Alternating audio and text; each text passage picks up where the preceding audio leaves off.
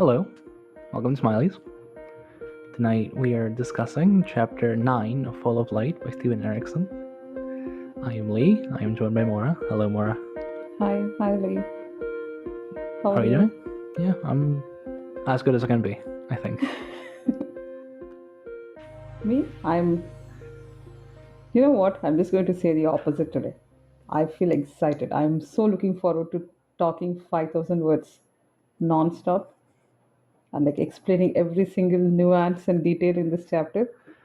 I'm looking forward to that. Right? See? Yeah, excellent. Do you have any comments about this chapter? Did you like it? There's definitely a part in the middle where you're like, okay, so this is where the chapter actually begins, and they just stop talking about envy and spite and all that stuff, and then just like, oh, okay, now we have the actual chapter. But yeah, it's yeah. it's not a bad chapter. I'll just say that. Do you want to say it's mid in your language? I wouldn't say it's mid. I think other chapters are mid in this book, but I think this one's good. It's not great. No. Actually, because I was reading this and then I just went on and read Fall of Light 10, I'm actually looking forward to next week Yeah. because that has so much more happening. Yeah, this is okay. This is just a nice, what do you call, like a placeholder chapter, right? So because this was a lot and I got tired, I just named the scene names randomly. The scene one, I'm just going to call it hunger. Okay. Ooh. So yeah, I mean, we're two hungry girls here. So we are at Dracon's Keep. That's more or less the action is around Dracon's Keep and Hishtula's house, wherever that is. Are you okay? Yeah. Go on. Okay. So yeah. So in Dracon's Keep, we know that Envy and Spite are they're hiding in the walls of the building, and obviously Draconis is the man. He's a Teist. You see Azathanai. So he has the latest in technology, right? So there is a hypercost to keep warm, even through winter and all that, and that's where these girls are hiding. There is some amount of crawl space, so they've been lurking in that. And when we begin, they're both under the locked room in the tower, right? There is one room where you can hear footsteps, but it is locked, and only Draconis has the key. This secret, super secret room. So they're under Yeah. that room, and they have been discussing. And here it is quite obvious. Not just here, we are doing spoilers all, everything up to Forge of Darkness, including Book of the Fallen and novels of the Malayan Empire. So I'm very comfortable saying that Spite is a dumbass through and through. Except that one scene in I think House of Chains or Bone Hunters, I'm not sure where she rescues these cutter Bone and all. Hunters.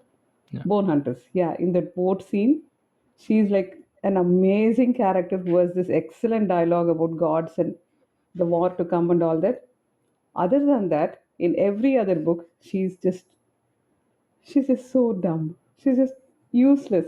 And Envy is the smart one, right? So it's quite obvious here. It's quite clear. She's the one who says that we shouldn't have killed Malice. And Envy corrects her that, yeah, I mean, we had to kill her because it was her fault, because she came back even though we broke her neck. And then Spite says that maybe Draconos will understand, that it was an accident. He's been telling them that their power needs testing. So if anyone can understand, it's their father. But then Envy reminds him that he's also told them that they were probably insane. He's called them insane because that's their mother's curse. And Spite says that no, it's not our fault. It's his fault for falling in love with mad women, which is fair. Like, I don't have a counter for this, right? And then you almost start feeling bad for them because they're saying, we didn't ask to be born like this and it's not our fault and we are innocent. And then somehow the talk goes into they became twisted because they saw their maids masturbating and that twisted their minds, and so it's not their fault. So done. Twisted as Athene. Then they start worrying that once Draconis comes home, he's going to kill them because they killed not for malice, obviously not, but for all the other murders they did. Yeah, Draconis is going to be quite strict about those things. But then Envy starts thinking that was an amazing night and she wants to relive it. She wants to do it again. And we find out that these girls are still being hunted. There was a hound which was sent to chase them, but Spite, obviously being the useless one, she's damaged this hound's brain, and it kept howling all night. And that is when these guys will be more sure that these girls are still hiding here and they have access to sorcery. If you excuse the fact that they're stealing food and whatnot. They're like, yeah, they're hunting pigeons and eating rats, and Well, they are now. Before then, they were getting they food were, from the yeah. walls, and then they closed that off. So no, envy's just manipulative because it's envy. Yeah, I mean, yeah, Envy just stands out in this chapter, true. Oh yeah. So they both can actually start feeling all the sorcery around them, and so the next time they do this night of killing, they don't even Ooh, need knives. yeah. Yeah, night of Yeah. knives is for people like the claw Yeah. For malazans. Yeah. and the talons, and not all malazans. Even who doesn't need it? Yeah. It's people True. like the claw, Yeah. So yeah, so they don't need knives. They can just do it with sorcery, and they start planning, and they get so excited with this that suddenly the Mm-hmm. footsteps stops. The steps they were hearing all this while suddenly Ooh. stops and seems to pay attention to them, and then they get terrified. They scratch at each other, and yeah, you wanted say No, something?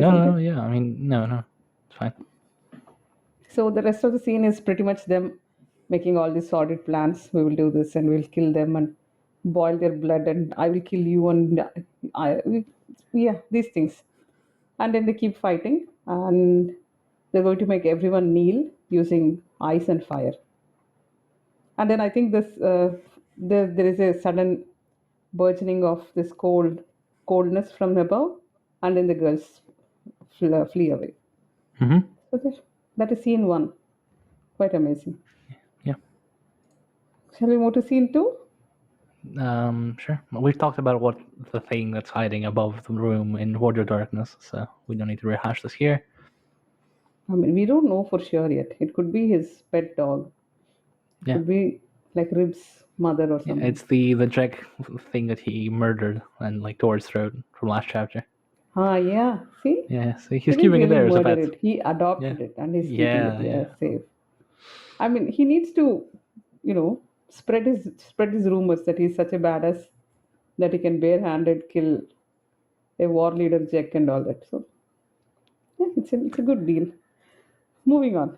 We've lost any of our Draconis supporters by now, right? Unless they hate Absolutely. listening to us. Yeah, scene two. I've named this PTSD. Oh yeah. Makes sense. Right. So Ivis is the man here. He goes for a walk every now and then in the evenings, and usually he visits the killing ground where the houseblades and the Potterswoods had their fight. And there are some nice quotes here. There is one where he says, "Only a fool could feel nothing in such a place, no matter how ancient the actual battle." And there's a lot of musings coming up. He thinks brutality is a stain on the world. It clings to time. It taints everything. And he can almost see the Lord of Time, who is either trapped or who also wanders lost, blind with sorrow. Where else have we seen some ties talking about the Lord of Time? I got nothing. Skintick and Nimander in Toll the Hounds. Nimander says that he's decided to worship a new god called Time. Have I dreamt all this? I think it's there. No, it is there. No, I mean I believe you. I just don't remember it. Okay. I'm so surprised you don't remember it. Okay. So they decided, I mean, Nimander doesn't mention that he worships time. But after a while, Skintick figures it out, and he, looks at Nim and Yeah. says, like, oh, is this the one you're worshipping? And all. It's very nice. It's very cool. All these people complaining about this rake spawn being boring, including me on my first read. It's not. They are very distinct and they're fun. So yeah, so he's thinking about this Lord of Time, and Ivis thinks that maybe he's walking in step with this Lord of Time. And here is my actual favorite quote. Do you want to tell me the quote? Oh God. Um. Yeah. Oh no, the No. one I tweeted. Sorry, something Oh. about it is not only the dead who return as ghosts. Sometimes the living make ghosts of their own and Hmm. leave them in places where they have been. Right. Yeah. But no, Yeah. this is all just thoughts in his head because today he's not going to the battlefield. Today he's going Hmm. to the forest edge. because he wants to see some skewered goddesses. It would be too bad to make a kebab joke or something, right? Jesus. I know. So yeah, and do you know why he's decided to go to the forest edge?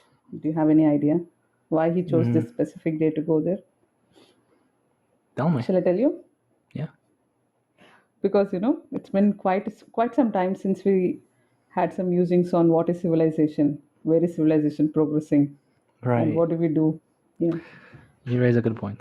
Yeah. Yeah, I mean, the rest of this chapter and even the next chapter, I think, is all about thinking about civilization, basically. And honestly, probably chapter 11 as well. Okay, I've not looked at that, but yeah, I haven't you, either, you but might be knowing what it right. is, probably. There's probably at least some. If there's a drinking game for this chapter, it should be have a shot every time we say civilization. Yep. I've actually I'll be. stopped typing the whole thing. I just typed civ. So, so yeah, he starts thinking at some point in history, at some point in evolution, the forest has changed from a place called home to a place which is feared, right? That is when the taste must have changed from being prey to being hunters. Hmm. There is another Galan self-insert poem here, Oh, yeah. which I think there are some two or three in this There's chapter. two of them at least, yeah. Two at least, yeah. Do you want to tell me that? Do you want to read that out? It's a very Sure. silly poem. I don't like it. Into the deep wood the prey flee, and into the deep wood we follow, and in the knowledge of our seeing we make it shallow. It's so deep. I'm 14 and this is deep. Yeah. No. We made it shallow. See? It's not deep anymore. We, no, I'm not going to laugh at such bad jokes.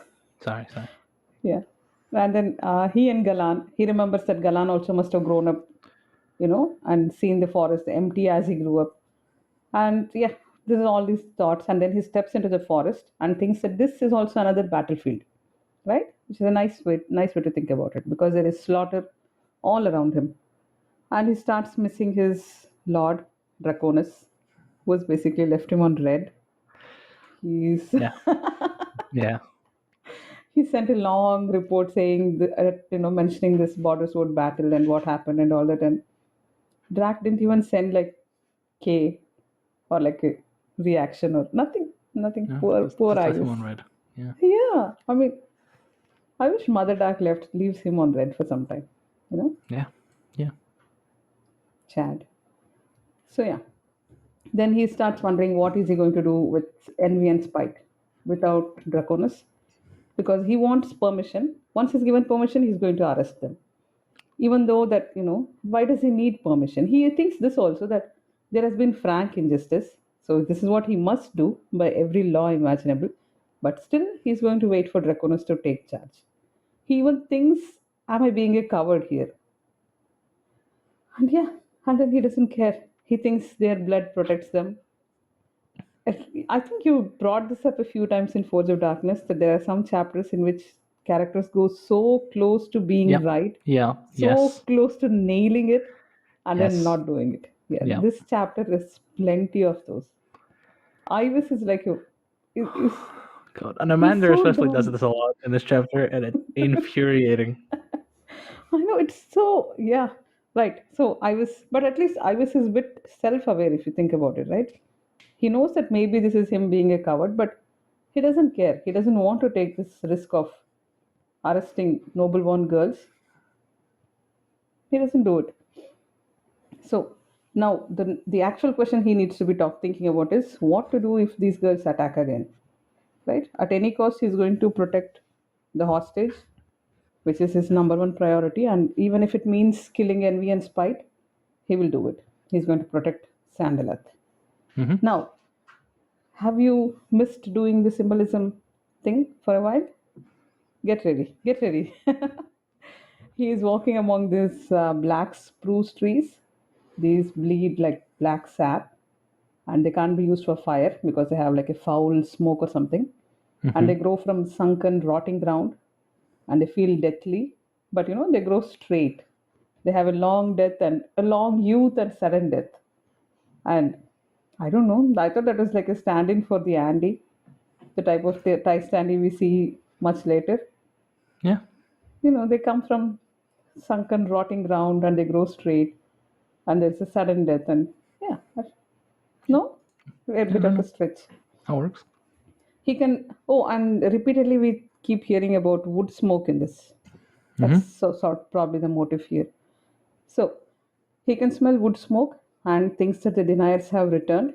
And you know what he thinks when he notices that probably the deniers are here? The He stench thinks suffices. the stench suffices, and then what? He's like, you Uh. keep to yourself Yeah. and I'll not bother you or something. It's like, he's so, I don't know, they're just racist ties being racist. No? Yeah. Nothing else. Right. So that's the, yeah, it's more like if they keep to themselves, he's going to leave them alone. Right? That's all he wants. Mm-hmm. And then he starts turning back home, thinking about this civil war that is, waiting through winter. He thinks it's going to last the whole winter. There's not going to be civil war. But I think by the end of this chapter, Anomander tells that, Rusander is not going to wait till winter ends. He's Yep. going to start marching and all that. We've been So told this a anyway, few times. Yeah. yeah, we've been told that, yeah. He doesn't hold to the old traditions. He doesn't wait for season and all. So yeah, so he's waiting for the call to war, and he's Mm-hmm. going to lead the house blades to fight on behalf of the great houses. He doesn't mind being the first son's talon, his sharp talon, and he hopes that they are placed in the heart of the fight. He has deceits to answer in the name of the border swords. Mm-hmm. And then he becomes even more explicit. What he really wants is for him to lead in place of Draconus. He hopes Drac doesn't come back. If only he doesn't come back from the fight, then there is not going to be any issue. But if Draconus takes the lead, what is going to happen? They will be left to stand alone. So he says, in his mind, he thinks, make us a gift to the son of darkness in the name Mm-hmm. of the woman you love. So, how many people in this book, in this whole series, prefer that their lord or their god or their whoever, their ruler, is absent? I mean, they're not different from any office worker hoping that their boss is absent. So And then they bitch about their nobody like. wants them. It's like I want my boss to be absent, and then when the Yeah, boss is actually absent, they chafe. yeah. Like, oh God, nobody's taking any responsibility. Yeah. Nobody's doing this work. But I Oh hope this guy God. doesn't come back. So, just to enumerate them, you have Emerald, you have Emerald and this gang, the Rise and the rest, Sidorpul and all. You have Sintara and Hunral, hoping that Urusander keeps, reading his maps and books. Mhm. Then we have who doesn't want Rake to come back? Are there people who don't prefer him to come back? No. I think Rake is at I least don't think wanted. so. Yeah, Rake is People like the want one Rake. guy who is central I to know. everyone's plans. Yeah, yeah. Ramparts to man, right? But this guy, the Skelinal and Shakanto, those people also, they don't want their river god to be back. They were Hmm. very upset when the god came back alive. So nobody wants their bosses around. So same thing is happening here. Ivis doesn't want Draconus to come back so that he can take care of things better. And as he's going home, you had something to add? No, no. I mean, As beyond he's the fact that going, Ivis is a coward, and but whatever. We knew that. yeah. See, Warren thinks he's a coward and you all applaud him. Why can't Ivis think the same thing? Um, Double standards. because Warth has spine in spite of knowing his cowardly. Ivis doesn't. Fair, fair, yeah. That's kind of the point, no? No, Ivis is just so beaten by the system of classism. Hmm. He's so afraid to even talk back to Draconis. Imagine, is he going to like arrest his daughters? And Yeah. To he be fair, wanted Sagander yeah. to be executed for hitting a bastard, unacknowledged half son. There's no half son. I mean, unacknowledged bastard son, right? So imagine, he's not a coward. He's just beaten by the system. Yeah. Compassion, man. Yeah. Hey, he's not that So bad. yeah, To be fair, Ivis pretty cool. He's just in he this is. Yeah. instance with the casual racism. It's a bit, yeah, iffy. Okay. So as he's going, he is approached by three deniers. He draws a sword. even though these guys have no weapons. And he fears sorcery more than anything else, right? He's a warrior, so these things are new to him, and he doesn't know how to respond to it, and he stands rooted to the spot. And one of them, the woman, steps forward. She has a black furred hood, and then he puts away his sword, and they start talking. He tells them that you guys are killers of goddesses, and she says that she has come to tell him what has birthed this war, right? And he immediately thinks that it's because you guys don't bow to Mother Dark. That's why this war has started. What kind of an idiot is Iris? I mean, we can appreciate the guy, but also say that. Yeah. Like And then she Draconis, says, who's an idiot. yeah, he's much bigger idiot because Draconis is what? He's not some normal 200-year-old Teist. Yeah, So yeah, and then she says that Mother Dark has not asked them to bow or worship her, so that's why they have not bowed. Anyway, the point is, she says that you guys are in this war because the animals are gone, the hunting has ended, and walls have come up, agriculture has begun, and so the hunters have nothing to do but turn on each other. This has come like 5 or 6 times so far, yeah, yeah. at least. And then she says that honor is the weapon, and it's going to pursue the neighbors. This also has been brought up 3 or 4 times so far. And then Ivis justifies that they created an army because the Forul can attack them first. The Taist are very peace loving unless they are attacked, right? And Of so course. only now that is done, and now because the war is over, the army is turning upon itself. And then she's a clever one. She asks him, why did the Forulkan even attack you in the first place? Because same, it's the death of your old ways. Once that happens, you guys start attacking each other, and this is how you end up. And Ivis is annoyed with this conversation, and then she says that the Sheikh will come to them. They're not part of this war, and something like that. And then Ivis thinks that what she's trying to say is they're going to usurp the monastery. And it's so dumb that she doesn't even respond to that. She doesn't. Is it dumb? I thought that was a dumb thing to say because why do they want anything to do with the monastery? Like, why will they take up Skelenur's throne? Do the deniers Um, want that? the Probably in deniers. Well, revenge. They might want to so kill him. Sorry, yeah.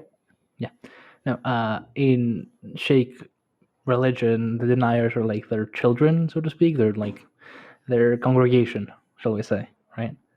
So, as far as Ibis is aware, Scalenol is like the highest order, the highest authority in Sheikh and denier matters. So when they say like they'll leave him and they'll come to us, and like, okay, so you're gonna take his place? And like, no, we're not gonna take his place. We're not gonna erect another throne to make instead of this, which by the way comes up a lot again in this chapter of symbols and religions and whatnot. Yeah. But yeah, it's a bit of a dumb question, but Ibis doesn't know any better. Yeah, established. Dumb finds dumb people, so Yeah. makes sense. So then she says that whatever goddess he saw, she chose the way she manifested to him, right? And even when she appeared in front of the deniers, these guys had fled first because they knew what she's going to tell them, so they didn't want to Mm-hmm. stay and listen. And then she shows her hands, and there are stakes driven through both, right? Mm-hmm. And then they took too much joy in slaughter and whatever they had their longing, and that's what caused the summoning. But now they've summoned the goddess, they only have regret. So Ivy says, just send her back if you don't, if you regret bringing her in. And she says, seen or unseen, her suffering is going to continue because we have murdered the old ways, and all that we will come to is of our own making. And then she hits him with a banger. You can always blame your neighbor, right? So Ivis agrees, and then he starts walking back to the keep. He sees the walls, and that puts him in even more foul mood. And he's a little mad that the deniers are not getting involved in this war, because they should, in his worldview, they should take revenge. And he thinks that at some point they're going to regret that they were not part of this war, and Mm-hmm. regrets can drown someone, or he has some such thoughts. And then he thinks of Draconis' daughters, who are like a fire within the house, and soon there will be smoke. So that was scene 2 PTSD. We are Mm-hmm. so done. What is scene 3? I'm naming this. Um, You want to I take a don't know. guess? I'm gonna guess about proc. Rock, no, I've been, see the No, theme. It was hunger, then PTSD, PTSD, depression. I don't know. faith. Yeah, Oh, depression would faith. have fit faith. So it's dinner time, and one of the dumbest POVs we can find. Oh god. Even worse than.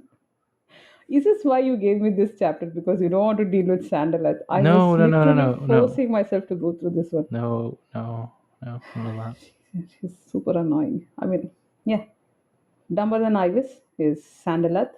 So it's dinner time. Now we have some new people along with the old people. There is Surgeon Proc, there is Armorer Settle, the Horse Master Wenth, there is Sorka, the record keeper, and Hilith has been replaced by someone called Bidishan.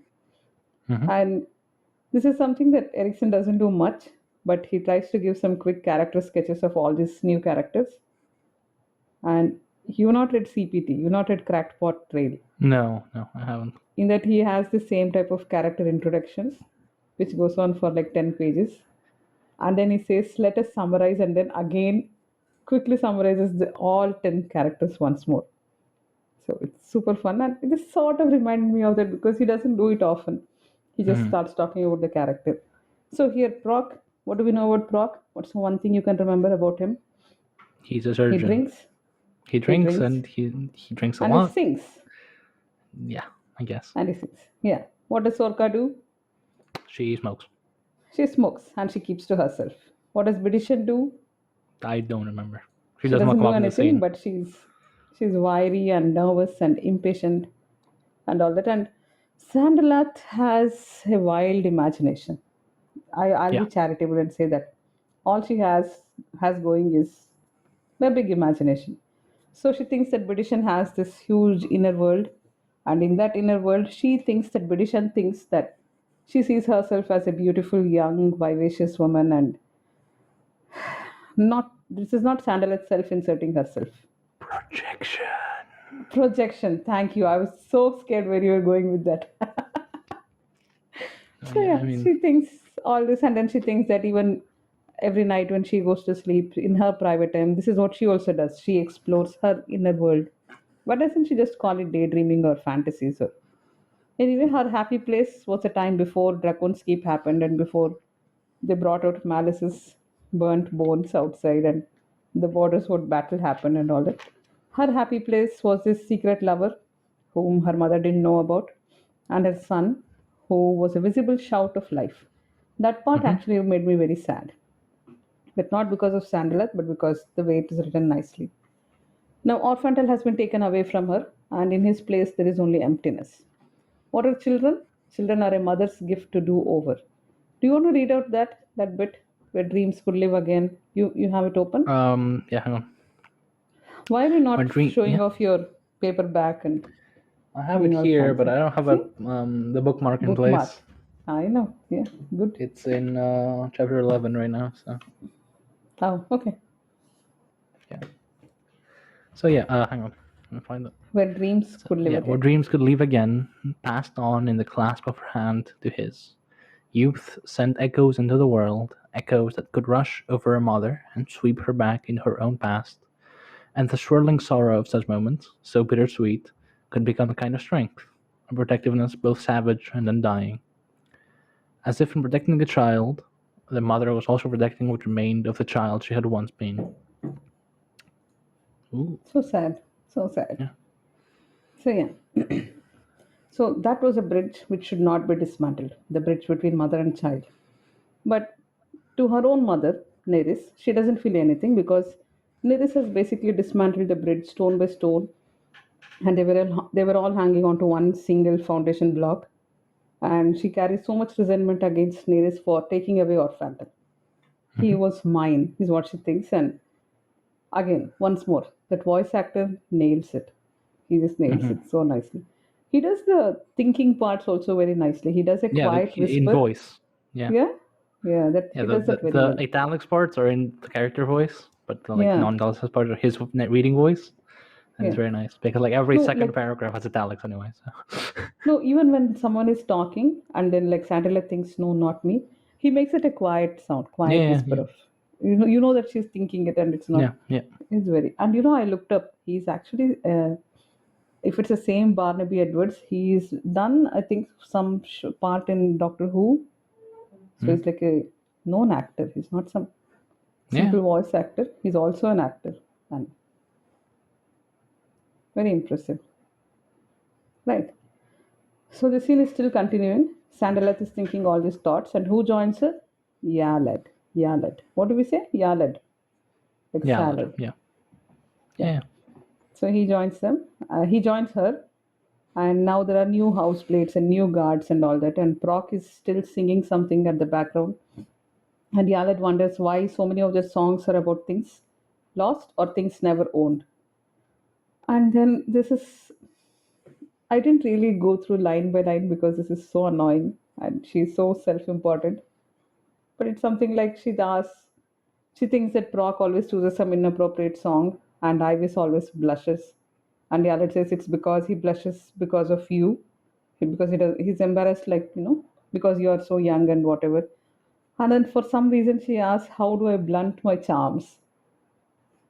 And yeah, so all this is going on, and then she says that she has led a sheltered life and she's lost, and now the threat of these girls are weighing on her and all that. Whatever. And then Proc also joins them. See, I just skimmed past the whole thing because it's so Yeah. dumb. And then Proc tells Yaled that he repairs people, whereas Yaled ruins them. And then they start discussing this new sorcery, which is called The no. Denul. Yeah.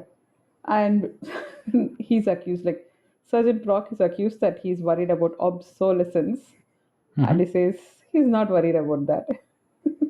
He's tried this new sorcery, of course, and he is wondering with whom is this power being bargained. And then they discuss a future where everybody can be saved and healed. And then the question will change from can we save someone to should we save them? And Sandaleth is, so clever. At least, I mean, not unironically, she is clever. She makes a good observation that even magic cannot cheat death. And Proc agrees. Like in battlefield, like what Yalid sees as a soldier, there is always victory and retreat. Whereas what he sees in his battlefield, there is only retreat. And Mm-hmm. every step he yields is bitter and bloodied and whatever. So what is prolonged is not just life, but also the agony of failure.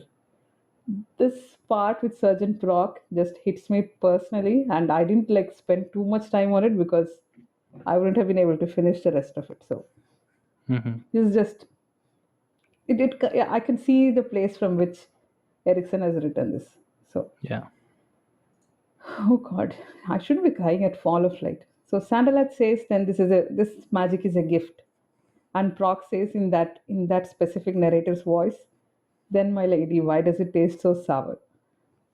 So yeah, all this is happening, and then Ivis comes back. He goes to the kitchen, and Sandalat, she thinks that every evening he visits the graves of the fallen staff, and she thinks that he's probably giving more attention to dead Surgeon Atran Mm-hmm. because she had a crush on him. Do you really think so? I don't think so. But whatever, that's what she thinks, and yeah. And now, this bit I didn't understand. The next bit, Proc thinks Yeah. that it takes a surgeon's eye to see what ails a person, especially when they have made disguise a profession. And the other tells him to shut up. What is this? What is this about? Ivis. No. What is Ivis disguising himself as? He is the master of arms, and so he has certain expectations upon him. He must be a certain way. That's what he thinks, right? Earlier, about how if it was up to him, he would see the two daughters skinned alive, but he can't because he's master of arms, and he has certain, Necessity. necessities. And when he goes out to look at the gravestones, what is he really thinking? And it's kind of sort of one aspect. Proc may or may not disagree with her. We're not really told what Proc thinks of Ivis here. But yeah. But I don't know. But yeah, I was not sure. It made sense because it immediately follows after Ivis shows up. This Yeah. is what he says. So maybe disguise, as in disguising his grief. Oh That's what yeah. he Yeah. thinks. Yeah. Yeah. So they continue, and then Proc says that the gift he has been given pains him, and he would rather return it, but he doesn't know into whose hands he can return it, right?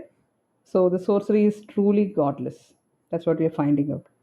And then the power of life and death is going to become as mundane as tying shoelaces. And then Frog doesn't like it. He thinks that it takes away the wonder of life. But Sand thinks it's going to, make life better for everyone if you have so much power in your hands. So maybe there is, there is not even any need for gods anymore. And now Proc defines his idea of faith. Do you want to tell me that? I'm sorry, this chapter has too many good quotes. We're just going to Yeah. do a lot of this. You think You gods think? offer nothing more than the delusion of bargaining, milady? With every moment, we speak with the world, and in its own way, it speaks back, should we choose to hear it. But now, cut out its tongue. Excise its participation in this dialogue. Indeed, do that, and to continue speaking will feel most foolish, yes? The prayer unanswered makes for a bleak echo. He leaned forward and carefully set the tankard down on the stone dais surrounded the hearth. Or worse, the returning whisper will arrive filled with utter nonsense. It is my belief, milady, that cults and religions often find their shape out of the necessity to fill the silence of a world made godless. And it was made godless precisely because we stopped listening. In place of honest humility, then, are set rules and prohibitions, inquisitions, and the violent silencing of a host of avowed imagined enemies. Do this and not that. Why? Because the god said so. That's why. But what was that really the god speaking, or just some twisted echo of mortal flaws and frailties, each one adding to the list of holy pronouncements? Yeah, Goddamn. I know. Yeah, Yeah, it's goddamn. amazing. Right. So, just to tell you, because we have finished this chapter, there is a bit at the end when Caladan also says the same thing, a very similar thing that for those who can hear it, there is music to be heard. And it's more or less the same thing that I you just feel have like to I've keep. read something similar in Forge of Darkness about, prayer and how prayer works. I don't remember at all where. This Mhm. motif about, gods being created as a way to fill a godless world, among others, has been brought up a lot in philosophy over the years, Mhm. but also in Malazans, in House of Chains, chapter 13, the one, the Jade Giants. All of Salind basically deals with this exact idea. Yeah. You go to any Salind passage in all the Hounds, and there's going to be some variation of this. Yeah. Um, yeah, and Proc summarizes all of that in one paragraph because, yeah, Because we stand proc, we we stand stand. Proc for sure. Yeah. So yeah. So right, you just quoted the whole thing, so I don't need much to summarize here. Now, Hmm. when all this is going on, Yalet tells him to go to bed, and then Frog says, "But I'm hungry." And then Yalet tries to defend Mother Dark, and Frog says that she chooses to stay silent, and this is why her priestesses have resorted to sex. And Frog understands that in her silence, she is trying to be profound, but how many can even understand it? Nailed it, right? Yeah. So the best cults are the ones that reduce their ideas to a catchy phrase.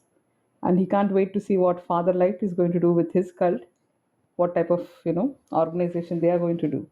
And then Sandalat notices that Ibis has been listening to them for a while. Then the dinner bell sounds, and then Proc asks Yalet, "Please join me in fighting off Starvation's dogs one more night." And then they all go to dinner. Nice, this is nice.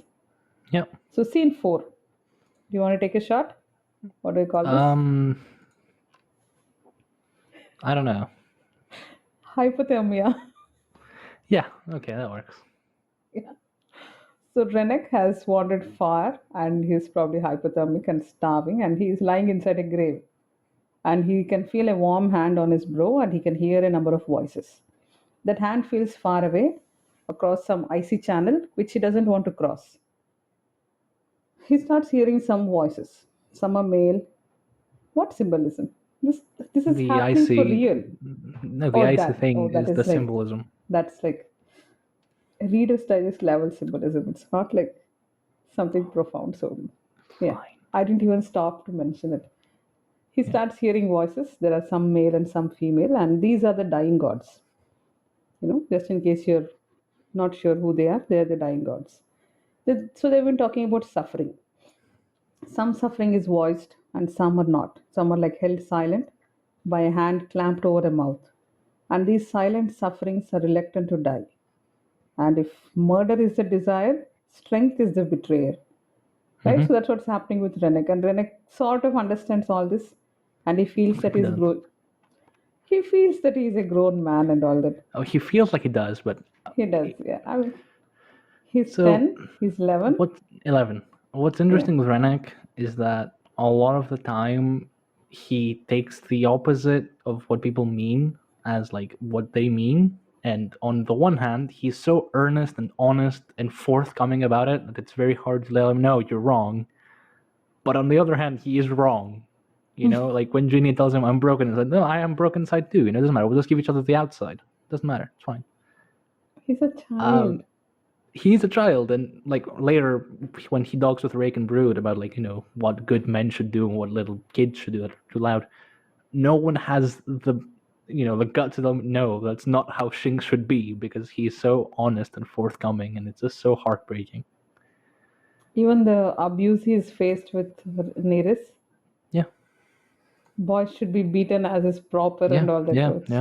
so sad. And here, it's not a part of being a man that made the secret suffering so powerful. It's like, I don't know. I mean, I guess it is, but not in the way he thinks. So yeah, they continue this talk that hidden deep inside there is this suffering and it is being fed by deadly imagination, and so the suffering keeps growing and growing. Now suddenly a woman replies to the speaker. She says if the world is a parent, there is no more love left because of mutual cruelty. Is there some kind of symbolism between Sandalath and Nereus and Orphantel and cruel parent-child relationship? Or there are so many cruel parents in this There's series, a lot of right? layers to the metaphor, right? Because they're gods, they're beyond mortal. So the metaphor can work on literal, like they're literally just talking about parents and children. It can talk more abstractly about children as like what if Ivus and the Denier, which we're talking about earlier, how like we killed the forests and we killed the old ways, or something higher than that about like deities and how faith works. All in all, Steve is a very good writer, but you knew that. Yeah, I think we are discovering that now. Yeah. So there is senseless death and violence on both sides, and they keep on being cruel to each other, while also pretending that we are winning till there is loss, and then there is more winning, and it keeps going. Things rise and fall just like breathing. And she notes, dear child, you're still breathing, and she counts it as a victory. And then Renek thinks of how men, She asks him if we should count it a victory. She doesn't say this is a victory. Shall we count it a victory? I mean, Which isn't a curious distinction. isn't it a rhetorical question? Should we count this a victory that you're Not breathing? necessarily. Really? I mean, In what sense is it not a victory that he's still breathing? there is a question to be had about it. Like, at what point does a man have the right to just call it quits and die on their own terms? Wreneck Yeah, isn't going to. Wreneck is he's definitely not. not Yeah, going to. yeah. But in general, especially on like a daily level, at what point do you consider it a universal right? Which is still an ongoing debate now, by the way. At what point is it a universal right to just give up and die in your own terms? Which is not a debate we're going to get into. I'm just saying I'm the not fact going that to it's be drawn phrased as into a this. question No. Yeah, is interesting. fine, sure. So yeah, and Renek thinks of how men twist to what they suffer inside, Hmm. and he will not have any trouble finding these Legion soldiers because what they did will be written on their faces. Then this man says, one of the male voices, it says that this child has potential and he finds strength in that potential. Any child has potential, basically. And once the potential dies, or rather it learns about surrender, the child withers and dies. Yep. Right? But they are drawn to Renek because he doesn't understand the concept of surrender. His victory may be far away, but it is inevitable. And because of his will, the strength of his will, he is closest to nature as opposed to adults who are very familiar with the notion of surrender. And this Hmm. is when they reveal that they are the dying gods and they're dying to make way for their children. They might be needed, but the children don't understand that they might be needed. And they can see that the future is full of blood. But even so close to death, Renek shines bright, and that is why they're drawn to him. and they're not going to bless him because their blessing has become a curse, and then they leave. And as they leave, he can hear only two voices and some hands lifting him out of the grave and wrapping him in furs. And then he starts feeling that hand on his brow, which is like the warmest thing he has ever felt. But it is still so far away. Now we go back to his flashback of how he was walking through the world, and he realizes that it's a huge world and it keeps going on and on and on, as if the words of creation were just repeated and repeated and till somebody lost interest. And he's listening to these voices. One of the voices says that some will never awaken, and the other says that this one will, because the ties are usually strong, and this is a young and tough boy. Like, look at all the injuries he has sustained and still lives. And they are planning to take him to Dracon's Keep, though probably Draconis is not in residence because Mother Dark is still holding him close. And this is, by now we should know that this is Caladan Brood. He's saying that Draconis chooses to remain in darkness, hoping to be forgotten. And then Rake adds that this is all hopeless because events will drag him out of the citadel. And Brood says that, yeah, it's going to drag you also out. Now, back to Karkanas. So, but if at all he has to go back, Caladan Brood is not going to accompany him to the citadel because, yeah, walls and stones make him uncomfortable. And Drake also laughs like us and he says, you have the High Mason title and these things, you don't like structures, stone structures. Brood replies that each monument he builds is a prison. It is something trying to defy time. And even if a monument lasts forever, its meaning is going to wither away. Someone can take care of the stone and bronze and all that, but who can tend the truth of the monument? And then he wishes he could sink into a bog. Go on, tell me. Yeah, no. Okay, so this particular bit about the sinking into a bog, we have seen before. It's in chapter 11 of Forge of Darkness. Rinthville, Galak, and Farron come across a certain Talakai statue made of, I think, jade or something of the sort. No, it's stone, I think. Was it jade? I don't remember exactly. It was It's so some fantastical. green I don't stone, remember now. I think. Yeah. Was it? Okay. But yeah. And it's just crudely made except for the face. Just a crude piece of stone hacked to vaguely resemble some form, and then the face is very well drawn. And I think all are in Draconis talk about what the statue is meant to represent later, but I'm not exactly sure where the chapter is. So if you want to look, you can start chapter 11. But yeah, nice.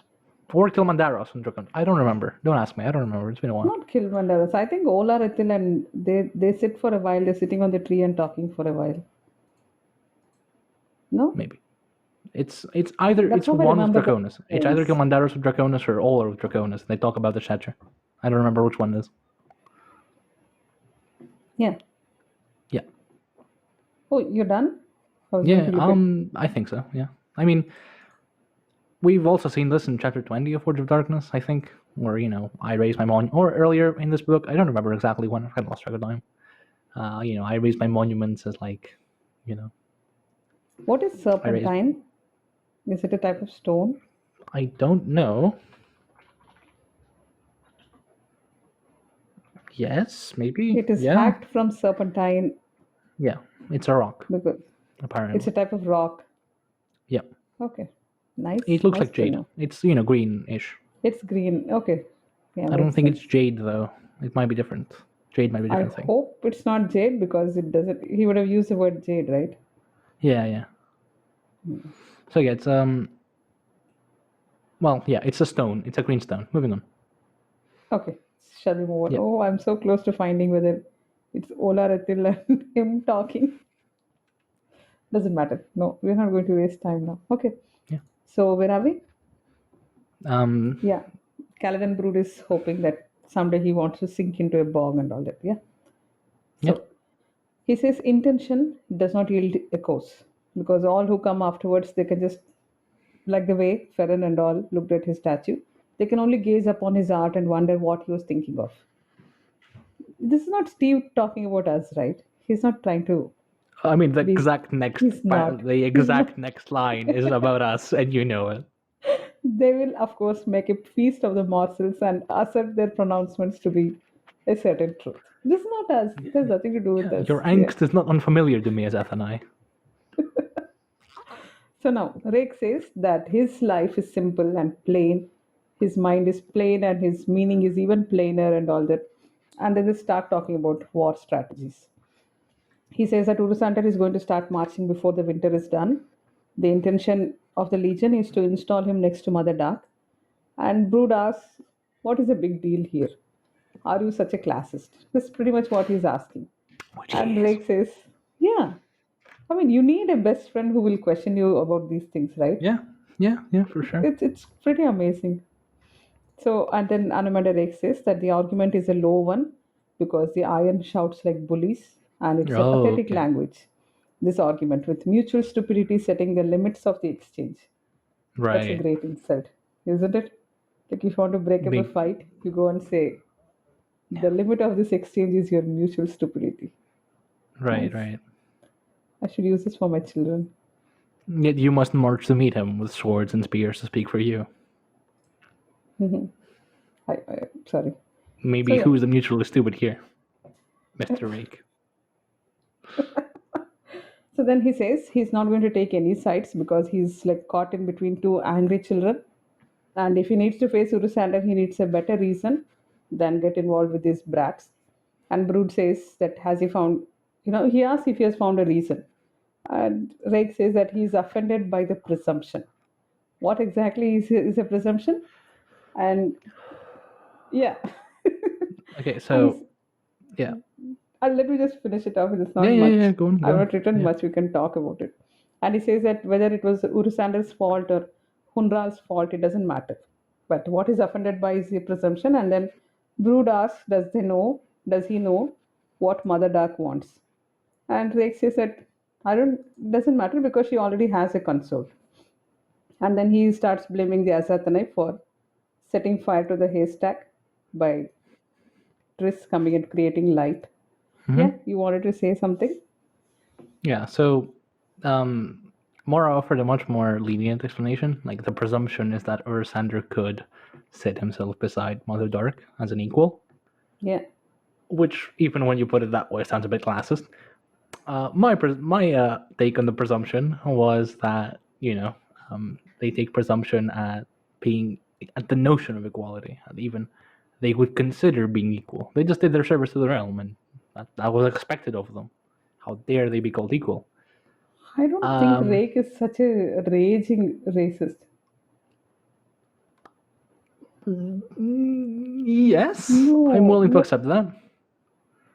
fine, fine. Are you going to, you know, insult him some more or shall we continue? Oh, I can if you want. I have no problem. I have no qualms with insulting Rake. Maybe another time. Okay. Maybe in one of your solo after hours, Yeah, you yeah, can rant probably. about Rake and then I'll never I'm release getting it. there with Kadaspala, because like soon Yeah, he's going to yeah, meet. Yeah, yeah, and yeah. so yeah, Oh, that should yeah, be a fun one, right? I'm gonna blast him there. Son of darkness, where were you? You're Yeah. going to just agree with him that it was all Rake's fault that all this happened. I think that's No. where you're going to Yes. conclude. No. Kind of. Sorta. Yeah. Oh, I can't wait for that one. Right. So now, Brood says that this is all Draconis' fault for bringing dark to the Teist. Yeah. And yeah, we are very happy to hear. And this gate, or this Terondi, or which is now called Kural Galen, this is an iteration of control over a force that is in opposition to chaos. Light Hmm. is not the opposition to chaos, because light is basically what is the absolution of chaos? That means it is chaos to the 100, like 100% chaos. Is that what is absolution? Um. Or like absolution as in absolving? Is it like completely I think disappear? it's the latter because he mentioned self-obliteration. Then. Right. Yeah. So chaos seeks its own obliteration by finding the purity of light and order. And these elemental forces don't have will, but they have a sort Only of proclivity. proclivity. Yeah. And no force can exist by itself, which we've been seeing from the time Triss Yeah. appeared on From page. Newton. No, no, I mean Karkanas people. If only they had some, basic physics or something. If they had Sam or Dev in Garkanos, I think we would be going on like to space by now.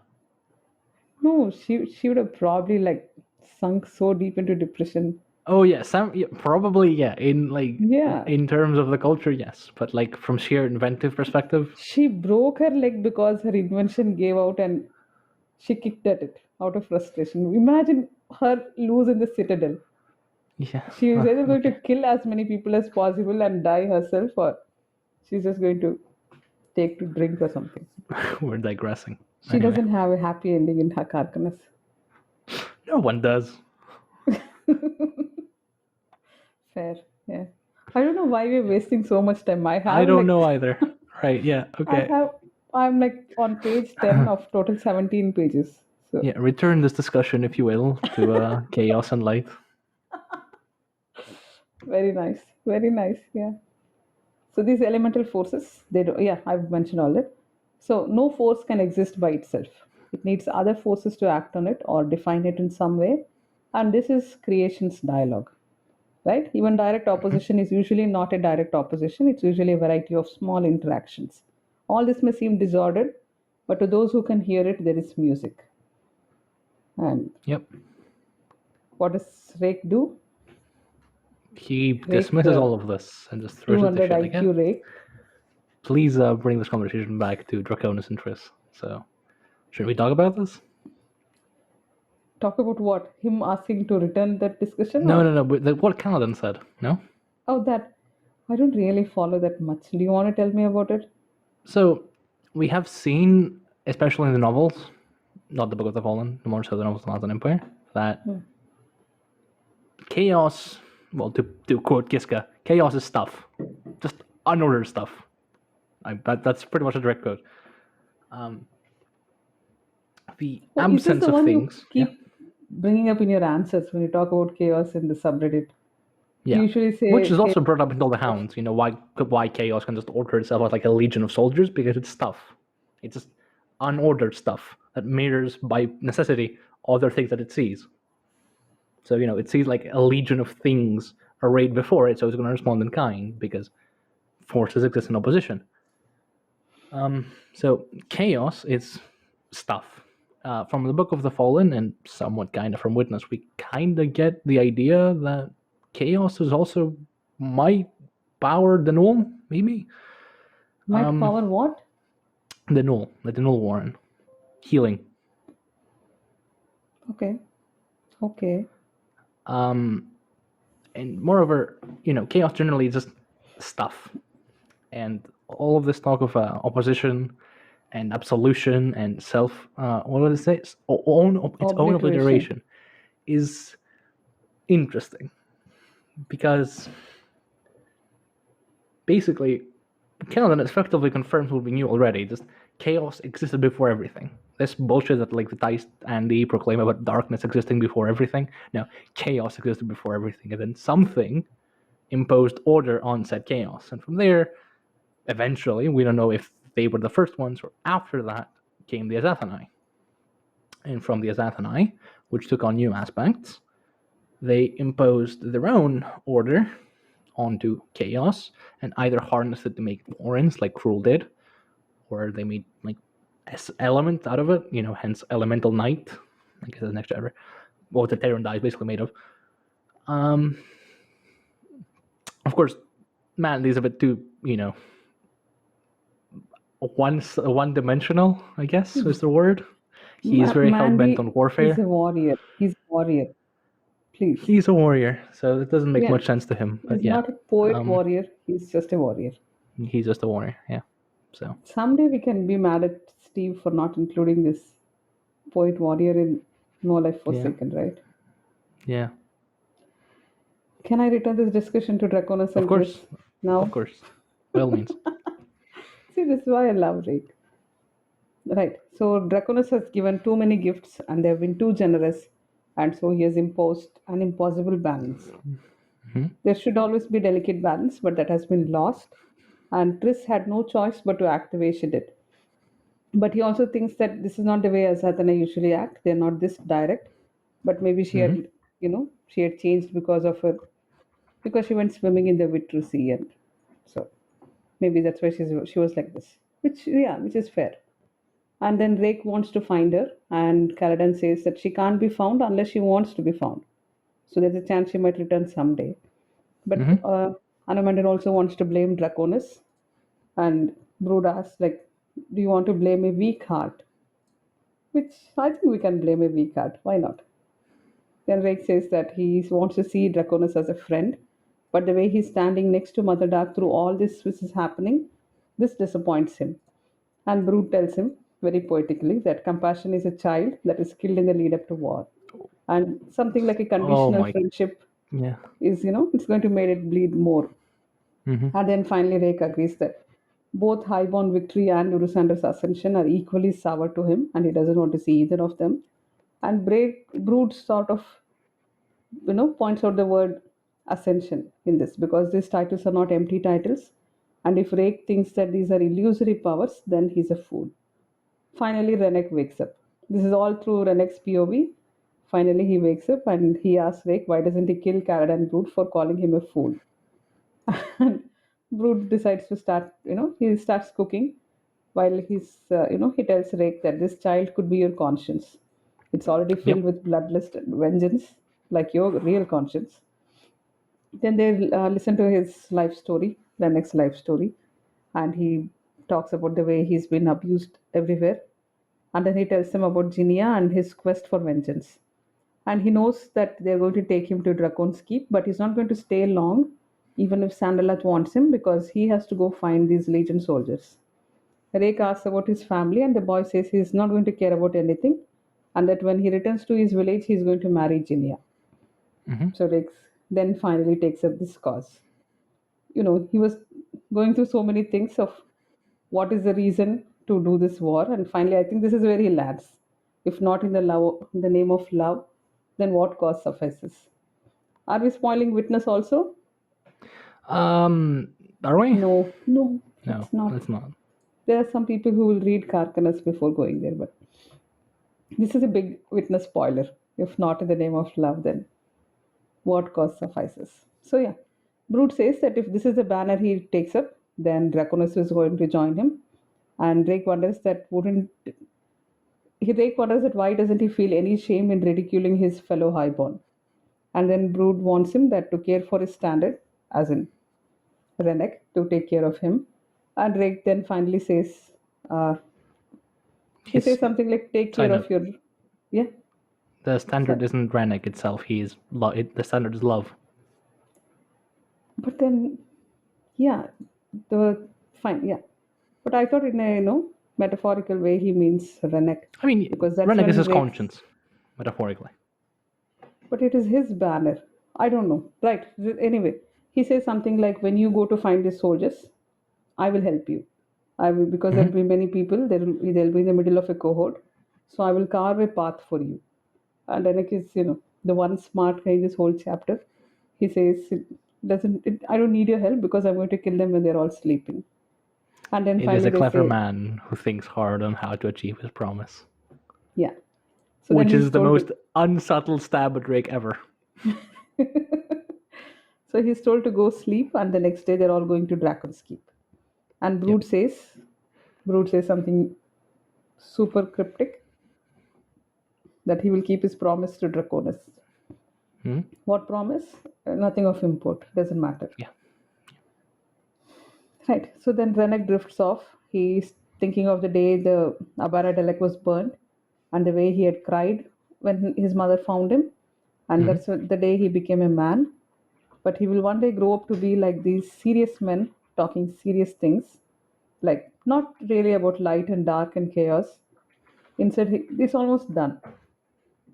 Instead, he will think about serious matters, which will make him a man not afraid of feelings, Hmm. which is just peak Renek. And in his dream, all the dying gods are kneeling to him. That's what he dreams about. Yeah. That was scene 4. Yeah. So, give us one moment. Okay. So we're back following a short pause. So we just Nobody would have finished noticed the pause. You could have just scene kept 3. talking. Yes, we could have just kept talking admittedly. Scene 4. We just Just finished pretend scene it's 4. seamless. Right. Okay. So this was a scene. The framing is interesting, right? Because we have Wreneck being unconscious and just overhearing all this conversation without knowing who it is. Yeah. Yeah, sorry. And while there's more coming between these two, there is something interesting about. So what? One thing which we didn't quite highlight is, when Caledon calls Rake a fool, it's in the context of speaking about ascension, right? He says, Yeah. the thought of a highborn victory tastes as sour as it does the thought of Ursander's ascension. And then Caledon replies, like, ascension is a curious word in this context because Mother Dark and Father Light are not empty titles, and if you think the powers behind them are but illusions, then you're a fool. So he's more than overtly hinting at both sides, both like the Andy and the Leosan, are playing with powers beyond their control, which shouldn't be a surprise to anyone who has seen Sindara even vaguely. But more so, what they seek. Well, we know that there is a deity by the name of Father Light, right? They're not particularly relevant because I think the justification in the Book of the Fallen is that like he just turned away, like Mother Dark did, which checks out. I think you would if you could. But there is something that went on between Karkanas and the Book of the Fallen that may or may not have led to Ursander becoming some sort of a deity, which means someone fucked up. I don't know who it is. I don't know if it's a Cirque that fucked up. I don't know if it's Ral that fucked up. We'll see. Yeah. Other than that, we already spoke about chaos and like the dialogue of creation, but there is this interesting discussion about how we should treat Draconis. Like, yeah, Draconis is to blame, but he's also to blame in the name of love, because he was driven to weakness because of love. Is it right to blame such a thing? Yes, yes, yes. Yes, it is. And then we turn around and then we say that, the like Draconis, Anomander's conscience, Wreneck, is doing what he's doing in the name of love. And that seemed like a worthy cause. So, are we not double standards here? No, because Rake is not going and willy nilly handing out dark to anyone who's like smiling at him. That's Draconis' job. That's what he's being careless about. Right? The issue is not that whether he loves or whatever. It's excessive gift giving is the issue. But no, the one thing which stood out to me here is Renek thinking that he is going to become a man who will not be afraid of feelings. Yeah. I don't know, it's a bit on the nose, but I still liked it. Do we have more or shall we go to scene 5? Yeah, sure. The one last thing I want to add is like Wreneck thinks on his two companions, and one is like the first son of Mother Dark, and the other one who is not good at it for anything else, but he can at least make a fine bowl of broth. At least he's good for broth, yeah. Everyone should have the confidence of Renek, right? Yeah. Through Yeah. everything. Okay. Scene 5. You are never going to guess what I named it. It's called No, no, don't you want to try? Okay. There's no point No, in no, no. trying. Just go on. Go on. It's more PTSD. Do you think you would have got Okay. it? Knowing what comes got- next, probably. I Yeah. got so tired. I know by the time we reached here. So back to this dinner, which is like some Victorian era British novel where everyone just walks into dinner. That's how it is. And because this is still Malasan, there is zero segue. All of a sudden, I was just thinking about an old memory of being in this migratory column as a child when they were all headed north beyond the forest, looking for land to settle down. He remembers seeing canes and tracks on all sides, and they're all like remnants of hunting tactics. And then he thinks of gods as being indifferent ones who are looking down from far away, even though at one point they might have lived among mortals, but now they got their hearts broken and they have all left. And as he's thinking all this, that maybe they've all been, mortals have been abandoned and they've been making up a new language because the gods are not speaking to them. Something, symbolism. Right. Yeah. No. This is terribly reminiscent of Blood Meridian so far. That's all I have to Really? say. Oh, the migratory column, right? Yeah, Yeah, people ride on and they think about something, and then suddenly just yeah. natives attack them. That's like at least 3 chapters so far. How much have Yeah. you finished in Blood Meridian so far? I'm like 10, 11 chapters in. I'm at like the 35% Oh, mark. 30, okay. 40%. You know what, this, because I recently saw Buster Scraggs, the Ballad of Buster Scraggs. Have you Hmm. seen it? It's No. like a short story collection movie. The whole movie is like small, small, tiny, tiny stories. It's really fun, and most of it is in the Wild West. And again, this type of columns and people moving Right. from this end of the country to the other end and guides along with it. It's fun. I mean, it's not Blood Meridian, I'm very sure, though I've not read it, but it's fun. Right. So yeah, as they were all going, suddenly the Jalarkan have attacked them. There's a small band which has come, a hunting party, and it attacks particularly his wagon. What do you say, wagon? Wagon. Wagon. His wagon. How do you say it? I just, Wagon. Yeah. I don't talk to people anymore. I think that's right. I can't even say anything correctly. So his whole family is in this place, and the Jalarkan attacks and kills everyone there. And poor Ivis doesn't know what to do. He goes and hides under it, and he can feel the blood of his family washing over him, and that's where he stays. And he remembers that the one huge wolf which killed his family. He uses the word soul taken there, and it was actually meant as a warning because they didn't kill the entire column. They just came, attacked a few people, and went back, trying to make them understand. But Ivis now knows that his people are an arrogant people, and arrogance does not understand warnings. What Hmm. does arrogance respond? How does it respond to warnings? It responds with Words like indignation and infamy. Yeah. infamy, and yeah. So he thinks history is a list of belligerent stupidities, and that's why there is no place for virtue that has changed the world at any point in history. Anyway, they have defeated the Jalarkan and the settlers all settled down. And then what do?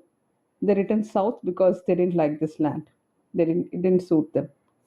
And then they left after killing all the wild herds also, which is so real and so, yeah, So McCarthy-ish. so human, I was going to say. So now Yeah. finally, Yeah. dinner is over and the table is all cleared. And Ivis has not listened to any of the conversation going on around him except for noticing that Sandaleth is sitting next to him because who knew? Who knew this guy thinks all this? He thinks that impropriety is seductive, but he is not going to do anything unseemly because that's how he is, except for one thing, which is kill envy and spite if they threaten the hostage. Yep. Nothing else. And Yaled has been saying that they can close the outer passages and the girls will be forced to come to the heart of the house. And Hmm. Iris reminds them that, they are witches. We can't really capture them. What chains are going to hold them? And Proc agrees that the sorcery is in abundance but also unruly. Now, Sandalath is unsettled with all these things and she's happy that Ivis has joined them for dinner. Sorka starts building her rust leaf pipe, and Proc tells her that, members of my profession call this an inimical habit. She's amazing. She's so good. She says something like, "Is ink inimical?" Because she's the what keeper of records. So every night when she Yep. goes to bed at the end of the day, her tongue has some ink coating. And he Hmm. says, "No, but if you down a whole bottle, yeah, it's going to kill you." And she just replies, "Just so, right?" Yeah, they're so good together, these two. And then Proc continues their early discussion about healing sorcery for all, and that, Sorka thinks that I'm not very sure, I was not following the pronouns here. He says that Sorka thinks that such a society would not be at ease. Um. The she is Sorka, right? He Yeah. means Yeah. her. Basically, what Shortcut did earlier is like, why are you engaging in like inimical habits? And like, well, I'm gonna die eventually. Do I live in fear of death at all times, or do I just live my life normally? Yeah. And um, Prog then says, in such a society where healing would be available for everyone, why wouldn't they be at ease with themselves? Like if they, because Prog has the null, right? If need be, he can just heal Sorga if something happens. Hmm. But she doesn't feel at ease because she needs to live life somehow. Yeah, so that's what he starts wondering Yeah, how she much is of, Sorga. Yeah. yeah, she is Sorka here. Now, Proc is wondering how much of good health is a result of being equanimous and leading a stress free life. But what about the Hmm. ones who are self righteous? Are they not going to say that because there are no gods, then once society start placing higher value on health and well being as a stand in for justice? Just gonna go with this. What ill humors are secreted internally by embittered comparisons of moral standing? What poisons attend to self righteousness? And this is here where you kind of notice that like Proc is the stand-in for Prazek and Dathenar when they're not on page, and it's just Oh, I, that could be I love. so true, right? Because he has the same sort of name. Then, yeah, Proc is very Yeah, happy and he agrees that, an indifferent God is somewhat comforting because it is wayward. But without a God, if we start judging each other, then maybe such a world will deem it good to withhold healing from those who don't deserve it. And the value of a society is in how it treats the habituated and the willfully non conforming. Compassion, man, compassion. Then Proc makes a vow that he will never withhold his healing abilities from anyone. And he even says that on the battlefield, the medics, they don't care about the allegiance of the wounded. So if ever a surgeon wrote history, it would just be a litany of broken bodies. And he thinks the future is going to be toxic since one day society is going to place more value on wealth than on lives. Sandaleth can't imagine such a future. And Proc doubles down. He says, surely the poor deserve to be poor, the sick deserve to be sick. They breed too much in their poverty, and the misfits have to face the consequences of their action. Sandaleth sort of repeats herself, and Proc says that one day the value of all services will be measured by coin. And now we come to some excellent bit with Ivis, who brings up Gothos, which he has heard from Draconis. So, who is Gothos? He tells all these people here that Gothos was a jagat who was cursed with preternatural intelligence and a relentless nature and eyes that were too sharp and wit that was too keen. And you one would day he say began, huh? Yeah, you would say it's a most private curse, the best kind. the best kind, yeah. So one day he began an argument and he couldn't stop. He kept spiraling down and down and down. Do you know what this shows? According to Ivis, this shows that balance is important. The good and the Oh, bad, the glorious and the craven, everything should be balanced and the scales have to be even. Do you know what Proc says? Because Proc they're not. has some brains. He says the scales are not equal. And he asks what was the argument, and Ivy says, for now, let's keep the argument aside. Oh no, does he start telling the argument right now? Anyway, he says that civilization is a fight against injustice, Yeah, right? Civilization. It yeah. is a desire to defend the helpless. But eventually, complexity becomes more complex, and the belief appears that civilization is by itself a natural force. He recalls that when he was being told all this by Draconis, his lord was very vehement in arguing about it, as if he was defending a point of view. Which And at keep all one this in point, mind because it yeah, becomes important very soon. in this chapter or somewhere else? Yeah, Somewhere this else, I chapter, hope. in this chapter. In this chapter, okay. I don't remember. At one point, and then civilization forgets the reason for its existence and it starts twisting its rules and starts constraining equality, liberty, security, and finally, even comfort. Civilization makes living easier, yes, but at what cost? What value this civilization if it dispenses with the virtue of being civil? Proc agrees. And he also mentions that the atrocities which can be done by a civilization, it cannot be matched by a single person or a tribe or even a band. Right? So civilization can be brutal. Gothos continued his argument and he saw that the weights were not equal, just like Proc pointed out. And he says, how can hope protect the helpless?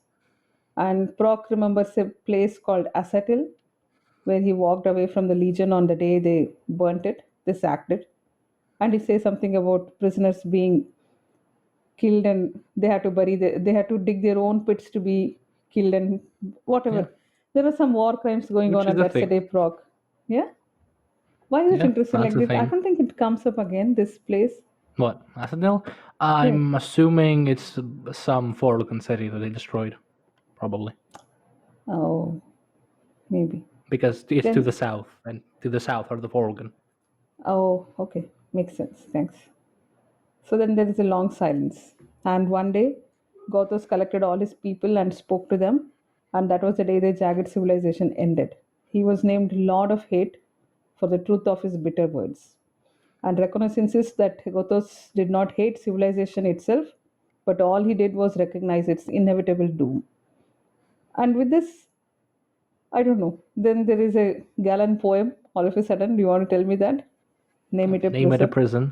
prison, if only to see the bars. Then name each bar and gather them round, in the name of friendship. Makes no sense to me. Really? I mean, it's do we need these many words for that to say that friendship is going to keep you in place or I think it was Sartre that summarized it in like 4 words when he said hell is other people. mm-hmm. Um, by the way, it's not what you think it means. No, basically, I'm gonna butcher this. Ask Nif if you need to actually know the context. But basically, I think it's Sartre. He wrote a play It was him, yeah, no uh, exit. during which there were, I think, 4 convicts, right? Three Who, convicts. You're yeah, talking about no exit. It's like after death, right? There is a man and two women who are stuck in this post death room, which is like a boring probably, living room or something. yeah, And one woman decides to tries to convince him, tries to seduce him to make the other woman jealous or yeah, some yeah, it's yeah, yeah. it's very, yeah, it's weird. That is no exit, right? That's the one you're talking I about. think so. Yeah, yeah, probably. Yeah, yeah, So yep. yeah, hell is other people. That's basically what like he's saying here, right? Name it a prison if only to the bars.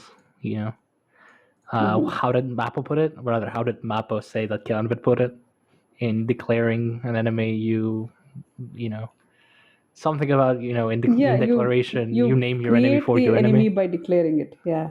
Yeah. Um.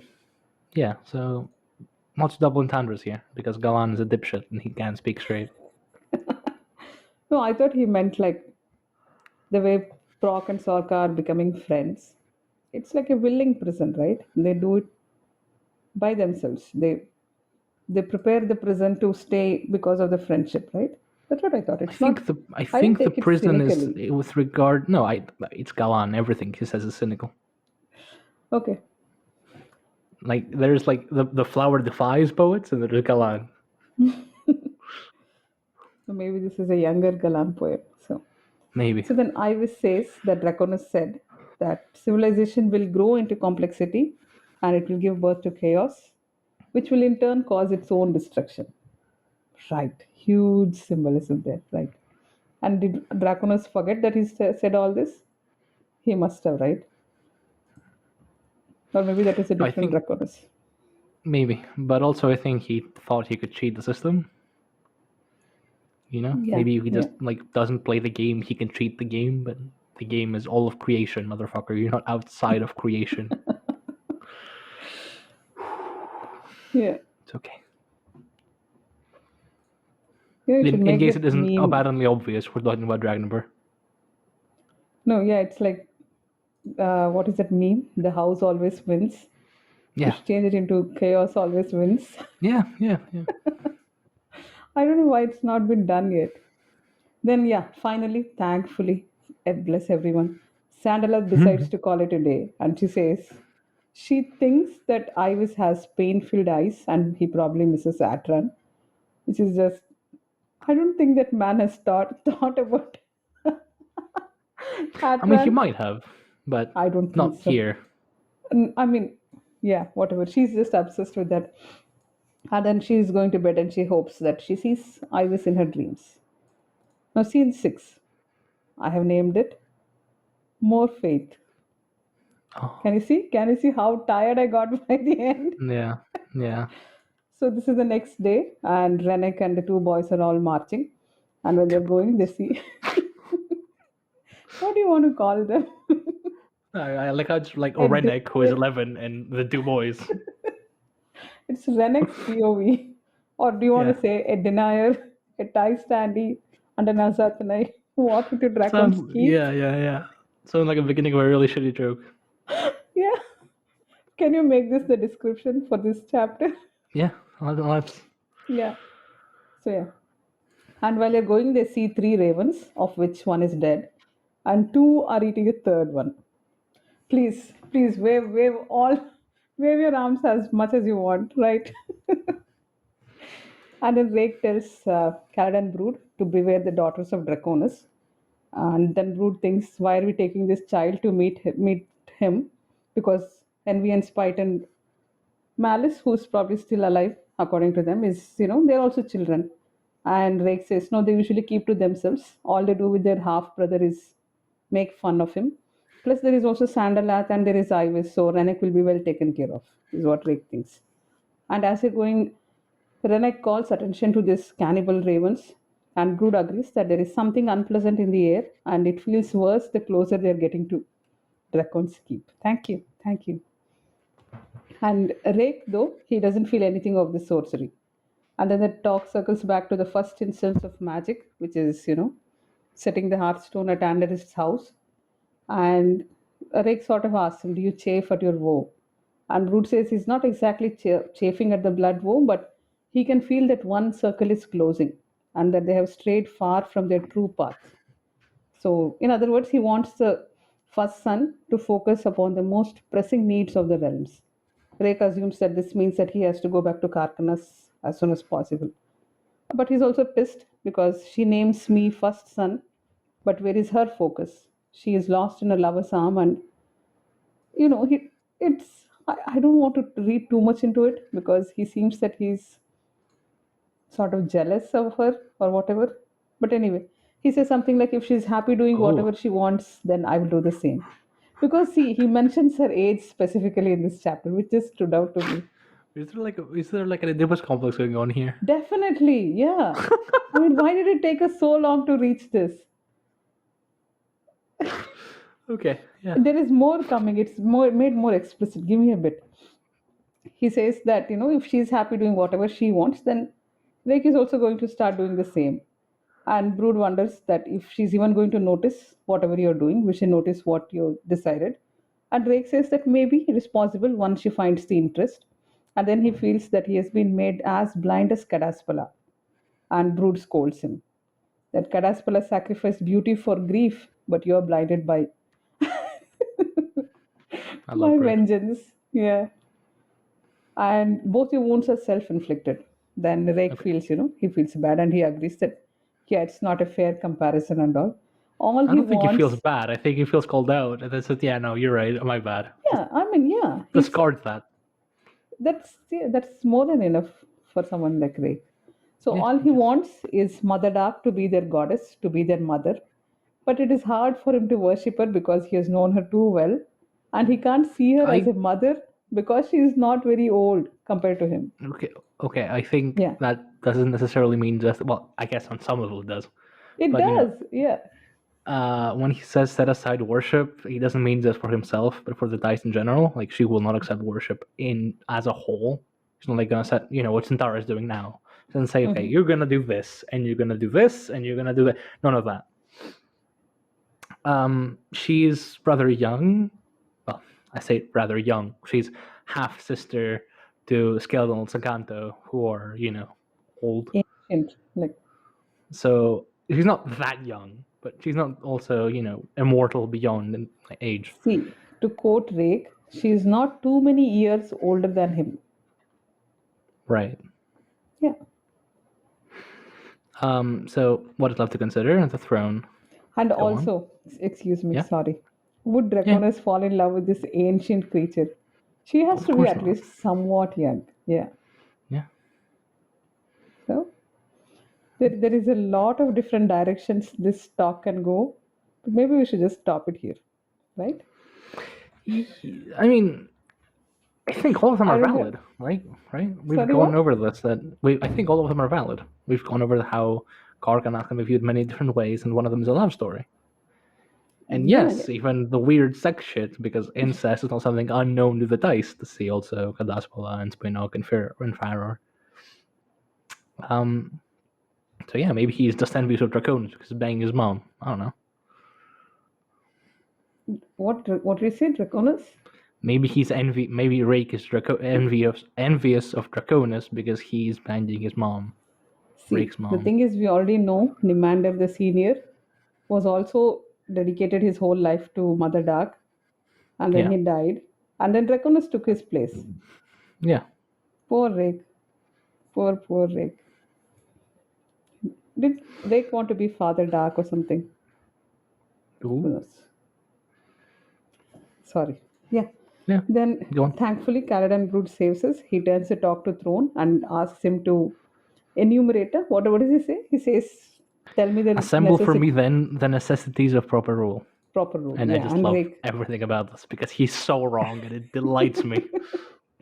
And then Rake starts. He says something like symbols are just symbols and so on. And then sort of tells him, get to the point. Like this is all preamble. Start the list now. And then Rake starts. Rule is not the same as worship because in rule, you have the honorable choice to serve the one who rules, which is strike one. Yeah, strike one right there. Yep. The one who rules must do so without delusions, and they have to live a life of virtue. Is this all taken like from meditations by who is it? Must Marcus be right. Aurelius is the guy that Yeah, wrote Meditations. Yeah. maybe. It sounds like that. And he has to It live a does. life It of kind of does. Yeah. he has to live a life of virtue, and the throne is placed in a field of poppies, where senses can get numbed very quickly. Strike two because poppy fields don't make you high. I mean, even poppy seeds don't make you high because we use it in our cuisine, and other than maybe mildly putting you to sleep, it doesn't do anything. So Right. it's specific portions of the poppy plant which is used to make opium. Right. Do you use poppy seeds in your cuisine? No. Not really, no. Okay. We make But a we do have paste hobbies. and poppy plants. Yeah. You have like growing it in the wild. Yeah. Oh, usually in the Like, spring or autumn, which is now. So yeah. so you can just go pluck some and Yeah. I mean, there's not like fields of them, but yeah. it's illegal, right? It's illegal there. Opium. Opium probably yes. Yeah, I think so. Okay. Yeah. So yeah, and the end goal of this ruler is wisdom. But wisdom can also elevate ambition, and in between all these impossibilities, he has to rule righteously. So, what is this ruler's wisdom? The wisdom to surrender to complexity and to simplify it for the benefit of the many. Do you want to say that Strike that three. annoying thing? Yeah, yes, right. Do you want to say quote that thing to spit it and swallow it and whatever? Swallow it down, spit it out in small measures to make palatable what many may not otherwise comprehend. And Brood, thankfully, as our stand-in, he calls him arrogant. And Drake says, no, no, I didn't make the rules, I just follow them. And say something like, power doesn't give one wisdom or authority or even faith. Yeah, so basically, And Rake says, yeah, that's arrogant pose, but I don't think that's the case. I think this is how rulers should be, but I'm not going to be like that because I don't want to rule. And then, he yeah, says, faith finds me, what does he say? In the name of worship, I am lost in doubt, if not outright disbelief. Yeah, and then he says he probably yearns for liberty. And Drake says that would make him a bigger fool. Why? Because have I got the names wrong? Does Rake yeah, yearn no. for liberty and Brood Yeah, calls him a bigger so fool? Brood says, you yearn for liberty, and then Rake says, if I do, then I am the bigger fool. And the quote, liberty is not in itself a virtue. It wins Yeah. nothing but the false belief in one's own utterly unassailable independence. Even the beasts will not plunge to that depth. If I yearn for, this is my favorite, this is my total favorite. No, if I yearn for anything, it is for responsibility. An end to the evasions, the lies spoken in the mind and the lies spoken to others. The endless game of deeds without blame, and all the causes of seeming justice behind which hide venal desires. An age of responsibility. That's what Rake wants, which makes so much sense to me. For this, Brood is finally silent. And then he asks, what will he do if he finds himself a ruler or a god one day? What will he do? He will weep for the world. This is all just for our sake, right? People who finished Book of the Fallen and are reading this. This is to say, yes, I see you by Steve. So then Hmm? finally they reach the keep, Dracon's keep, and they are let in by this old soldier who embraces Rake. Yeah. Brood looks up at the unknown words on the lintel stone and broods. And Wreneck sees Sandalite come to him with a cry like she's seeing her son. So, what is the last scene called? Last scene. I don't know. Last scene. Fear? It's just Dying called gods? last scene. Okay. It's just like Let's two see. lines. Okay. Yeah. Envy and Spite have taken up Arathan's tower window and they're all Hmm. looking at this. They think that Rake has found himself a pet. They do mean Brood, right? Brood is Yeah. the pet. Yeah, yeah. And Envy promises that one day she's going to marry Lord Anomander and make him kneel before her. And Spite thinks this Wreneck boy is very ugly and that he shines bright. And all of a sudden, they see that he's surrounded by a multitude of ghosts, and he has brought with him 1,000 gods. They see us, they know us. Unwelcome guests had come to house Dracons, and the two girls again fled for the cracks. So that's the end of this chapter. My All God. right. Is my voice still So okay? I I can't hope. even say anything. So shall we enumerate the strikes of Lord Anomander? He's out of the game. He's lost. Yeah. He's done. Okay, so for starters, because he brings up Kadaspala, and whenever someone brings up Kadaspala, I am contractually obligated to at least respond. Hmm. So, as Brood says, Kadaspala is a poor comparison since he's made blind by his own hands. In the name of grief, he sacrificed beauty. Now, I have not yet gotten to that at the time of recording. I hope by the time this actually airs, I have the corresponding episode up, but basically, beauty to Kadaspala is effectively his faith. What his in the name of grief, he sacrificed his faith, his gods. Break did nothing of the sort, so that's one reason why the comparison sucks. Another reason is he did it for all the wrong reasons because he says, because earlier what I said was like the most unsubtle stab at Drake. It is a man who makes careful preparation to seek his promise through or something. Yeah, When yeah, yeah. Wreneck The is one like, who I'm gonna kill them in their thinks, sleep. yeah. And then, Rick just set off all willy-nilly into the forest with absolutely no plan or method. Just, I'm gonna go find my brother. Wherever he is. No matter. I'll find him eventually. It's Um, brotherly love. The way you, it is. yeah. But also, he didn't think it through. Did Draconis think What it else? through? Did anyone think anything through in this dumb That's a series? question for later, I think. Yeah. So, what would you have a Mother Dark? If she's to be our goddess, if indeed she's to be my mother, inasmuch as the station is well nigh vacant, must I list the expectations? So, essentially, what Reek wants, I need to find something. Hang on, from Toll the Hounds. Whatever Rake wants, Rake gets. Is that what you were going to say? No. Whatever Reek wants is basically he doesn't consider Mother Dark to be a goddess in the same way as like other people would. She is not his mother because, well, we talked about this. So Do you want what's to take a left? bet that Yeah. Mother Dark is probably his ex? He has so many exes already. Why not her also? Jesus Christ. I wouldn't be surprised at all if this comes up in Walk in Shadow. I'd, be- I wouldn't even take a minute to stop and think about it. Right. Yeah. Yeah, sorry, So I yeah, no, broke your no, no, flow. no. What I wanted to say is, what's left for Rick is Mother Dark as the ruler of the Dystandi, right? And so, in his eyes, she fails even in that because because she does not meet his ideal of what a good ruler should be like. And to that, I wish to point you to Toll the Hounds in chapter 2, in the conversation between Spinoctotrav and Segatravos, when they talk about what sort of ruler Rake is. Spinock What thought did about they say? that, then asked, and so too the Son of Darkness. Do you people chafe under his indifferent rule? Seer Dumb and Grimmest. Would that all rulers were as indifferent. No, indifferent is not quite the right word. He is there when it matters. The administration and the authority. Neither can be challenged, nor is there any reason to do so. The Son of Darkness is benign. Oh my God! Thank you so much for that. No, seriously. See that entire word indifference has got a different meaning now, right? Shit. And just like the fact that like a human can see through what Mother Dark is doing in like 2 sentences, but Rake can't for 2 entire books is driving me mad. But yeah, but he But does by yeah, yeah. And no no, wonder he by Toll the dies in Toll the Hounds, Hounds. No wonder he he by dies in that yeah, book. absolutely.